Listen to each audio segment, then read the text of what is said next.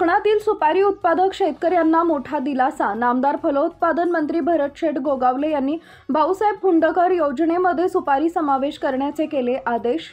माननीय नामदार भरतशेठ गोगावले फलोत्पादन मंत्री यांच्या अध्यक्षतेखाली झालेल्या बैठकीमध्ये दिनांक 17 जुलै 2025 रोजी दालन क्रमांक 145 पहिला मजला विधान भवन मुंबई इथं बैठक संपन्न झाली। भाऊसाहेब फुंडकर फळबाग लागवड योजना सन 2018 ते 19 राज्यात सुरू झाली असून आजपर्यंत 16 फळ पिकांचा समावेश होता। त्यामध्ये सुपारीचा समावेश नसल्याचं बैठकीत माननीय मंत्री महोदय यांनी निदर्शनास आणून दिले।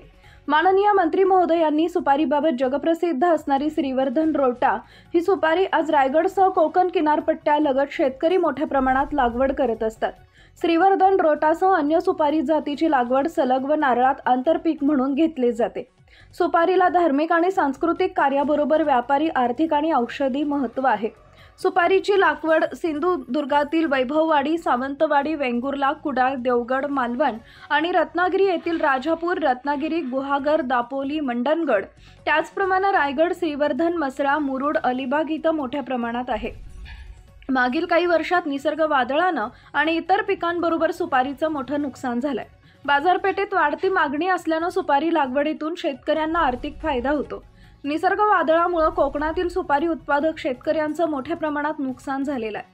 कोकणातील शेतकऱ्यांची सुपारी लागवड करण्याकरता मागणी असून ज्या शेतकऱ्यांना रोजगार हमी योजनेअंतर्गत सुपारी लागवडीचा लाभ घेता येत नाही अशा शेतकऱ्यांना माननीय मंत्री महोदय फलोत्पादन यांनी माननीय उपस्थित संबंधित अधिकाऱ्यांना भाऊसाहेब फुंडकर फळबाग लागवड योजनेमध्ये सुपारी फळ पिकाचा समावेश करण्याबाबतच्या सूचना दिल्या।